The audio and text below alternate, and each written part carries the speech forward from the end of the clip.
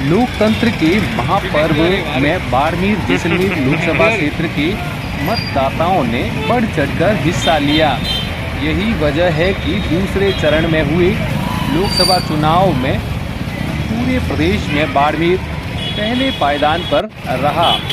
भाजपा के कैलाश चौधरी, कांग्रेस के उम्मीदवार राम बेनीवाल और निर्दलीय प्रत्याशी रविंद्र सिंह भाटी सहित 11 प्रत्याशियों का भाग्य ईवीएम में कैद हो गया है। शनिवार देर रात आए अंतिम आंकड़ों के अनुसार 75.93% मतदान हुआ है। जनता जनार्दन ने किसको ताज पहनाया है वह तो 4 जून को आने वाले परिणाम ही बताएंगे। लेकिन मतदान के बाद अब बाड़मेर जैसलमेर के मतदाताओं को अपने सांसद से क्या कुछ उम्मीदें हैं, यह आप भी उनकी जुबानी सुनिए। यहाँ पर चुनाव शांतिपूर्ण कंप्लीट हो गए, सब कुछ शांति से हो गया। इतनी बड़ी टक्कर थी तीनों पार्टीज़ के बीच में, फिर भी सब कुछ शांति से हो गया।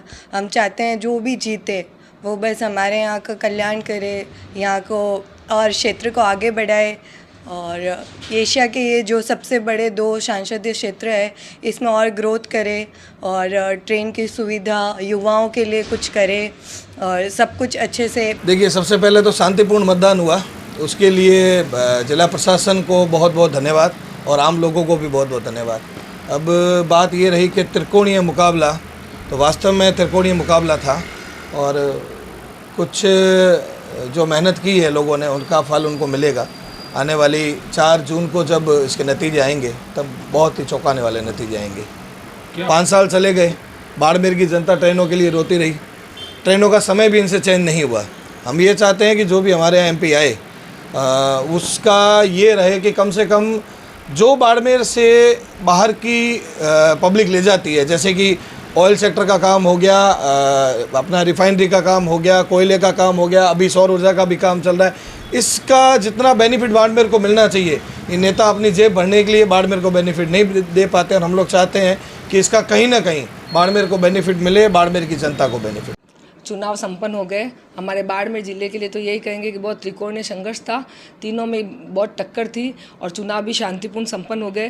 पर हम ये चाहते हैं कि जो भी कोई सांसद बने हमारे इलाके का, वो हमारे क्षेत्र का अच्छे से विकास करे। हमारे क्षेत्र में जो लंबी दूरी की ट्रेनें हैं वो बहुत कम है, उसका अच्छे से विकास हो ताकि यात्री को कहीं इधर उधर जाने में परेशानी नहीं हो।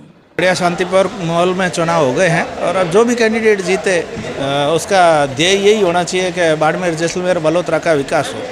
विकास के अंदर कोई कमी नहीं रहनी चाहिए, जो भी कैंडिडेट जीते। क्षेत्र की तो समस्याओं का तो अंबार लगा हुआ है, ढेर लगा हुआ है समस्याओं का। समस्याओं की तो कोई कमी है ही नहीं। चाहे अगर आप सिटी की बात करें, चाहे रूरल एरिया में रूरल एरिया में जाएंगे तो आपको पानी से रिलेटेड आपको खूब समस्याएं मिलेगी। जहाँ डाणियों में आज के टाइम में भी लेडीज़ हैं जो 3-3, 4-4 किलोमीटर दूर से सर के ऊपर मटके में पानी ले लेके आते हैं। और बाकी एजुकेशन के क्षेत्र में भी है, तो अभी प्रॉपर वे में अगर आप देखा जाए तो इंग्लिश गवर्नमेंट की कोई भी इंग्लिश मीडियम की स्कूल है जो मॉडर्न स्कूल वगैरह है, तो वो सिर्फ और सिर्फ बाड़मेर जैसलमेर में 2 या 3 ही हैं।